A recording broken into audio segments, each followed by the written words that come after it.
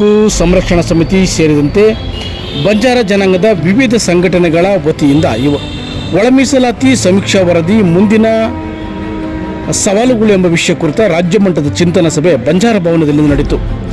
ಸಭೆಯಲ್ಲಿ ಸಭೆಯ ನಾಯಕತ್ವ ವಹಿಸಿದ್ದ ರಾಜಾ ನಾಯ್ಕ್, ಸಂರಕ್ಷಣಾ ಸಮಿತಿಯ ಅಧ್ಯಕ್ಷರಾದ ರಾಜಾ ನಾಯ್ಕ್, ಮಾಜಿ ವಿಧಾನ ಪರಿಷತ್ ಸದಸ್ಯರಾದ ಪ್ರಕಾಶ್ ರಾಥೋಡ್, ಶಿರಹಟ್ಟಿ ಶಾಸಕರಾದ ಚಂದ್ರು ಲಂಬಾಣಿ ಸೇರಿದಂತೆ ಲಂಬಾಣಿ ಸಮುದಾಯದ ವಿವಿಧ ಮುಖಂಡರು ಈ ಸಭೆಯಲ್ಲಿ ಭಾಗವಹಿಸಿದ್ದರು.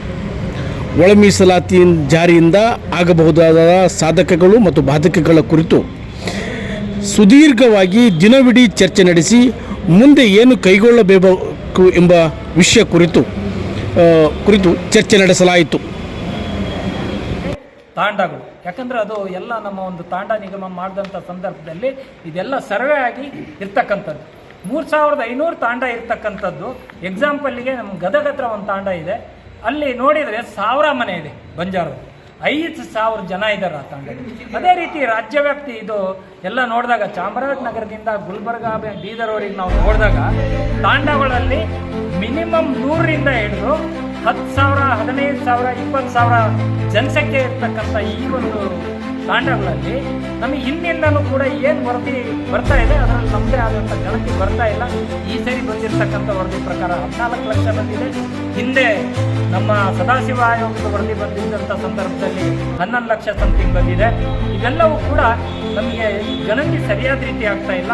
ಒಂದು ಉದಾಹರಣೆಗೆ, ನಮ್ಮ ಜನ ಬಂಜಾರ ಸಮಾಜ ಯಾವತ್ತೂ ಕೂಡ ದುಡಿದು ತಮ್ಮ ಜೀವನೋಪಾಯಕ್ಕಾಗಿ ಅವರು ಬೇರೆ ಕಡೆ ಹೋಗ್ತಕ್ಕಂಥ ವಲಸೆ ಹೋಗಿ ಇರ್ತಕ್ಕಂಥ ಜನ. ಅವ್ರದ್ದು ಆ ನಿಟ್ಟಲ್ಲಿ ಸರಿಸುಮಾರು ಎಕ್ಸಾಂಪಲ್ಲಿಗೆ ಗೋವಾದಲ್ಲಿ ಹೋದರೆ ಅಲ್ಲಿ 1 ಲಕ್ಷ ಜನವರೆಗೆ ಹೋಗಿ ಅಲ್ಲಿ ನೆಲೆಸಿದ್ದಾರೆ ಜೀವನೋಪಾಯಕ್ಕೋಸ್ಕರ.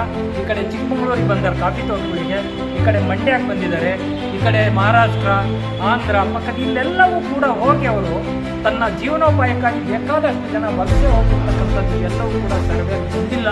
ಅದರಿಂದ ಭಾಳಷ್ಟು ನಮಗೆ ಎಲ್ಲೋ ಒಂದು ಕಡೆ ರಾಜ್ಯದ ಈ ಒಂದು ಸಮಿತಿ ಆಯೋಗ ಏನಿದೆ ಅದರ ಜೊತೆಯಲ್ಲಿ ಏನು ನಗರ ಪ್ರದೇಶ ಅದು ಸರಿಯಾದ ರೀತಿ ಗಣತಿ ಆಗಲಿಲ್ಲ.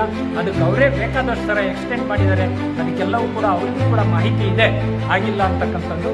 ಈ ಹಿನ್ನೆಲೆಯಲ್ಲಿ ನಮ್ಮ ಒಂದು ಈ ಇವತ್ತಿನ ಏನೊಂದು ನಮ್ಮ ಒಂದು ರಾಘವೇಂದ್ರ ವರದಿ ಮೇಲೆ ಚರ್ಚೆ ಇದೆ, ಆ ಚರ್ಚೆ ಇನ್ನೂ ಪೂರ್ಣ ಆಗಿಲ್ಲ.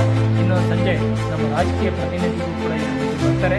ನಮ್ಮ ನಿರ್ಣಯನ ಸಂಜೆ ನಾವೆಲ್ಲರೂ ಕೂಡ ತೆಗೆದುಕೊಂಡು ರಾಜ್ಯ ಸರ್ಕಾರದ ಅಥವಾ ಏನು ನಾಳೆ 16ನೇ ತಾರೀಕು ಕ್ಯಾಬಿನೆಟ್ ಮೀಟಿಂಗ್ ಇಟ್ಕೊಂಡಿದ್ದಾರೆ, ಅಲ್ಲಿಗೆ ನಮ್ಮ ವರದಿ ಸಲ್ಲಿಸ್ತಕ್ಕಂಥ ಕೆಲಸನ ನಮ್ಮ ಸಂಘಟನೆಗಳು ಎಲ್ಲ ಮಾಡ್ತೀವಿ ಅಂತಕ್ಕಂಥ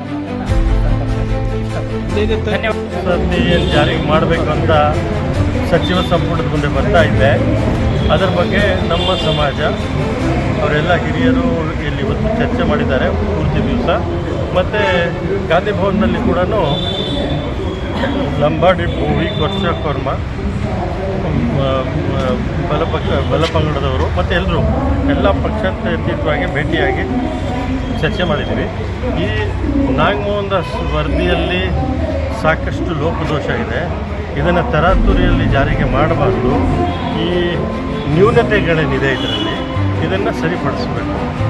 ಹಲವಾರು ವಿಷಯದ ಬಗ್ಗೆ ಪ್ರಸ್ತಾಪ ಮಾಡಿದ್ದಾರೆ. ಅಸ್ಪೃಶ್ಯರು ಅಂತ ಏನು ಡಿವೈಡ್ ಮಾಡಿದ್ದಾರೆ, ಅದು ಅಸಂವಿಧಾನಿಕವಾಗಿದೆ. ಮತ್ತು ಅವರ ರೆಕಮೆಂಡೇಷನ್ ಕೂಡ ಅಸಂವಿಧಾನಿಕವಾಗಿದೆ, ಅವೈಜ್ಞಾನಿಕವಾಗಿದೆ, ಅಪೂರ್ಣವಾಗಿದೆ. ಇದನ್ನು ನಾವು ತಿರಸ್ಕಾರ ಅಲ್ಲ, ಇದನ್ನು ಎಲ್ಲರಿಗೆ ನ್ಯಾಯ ಸಿಗುವಂಥ ಕೆಲಸ ಆಗಬೇಕಾಗಿದೆ.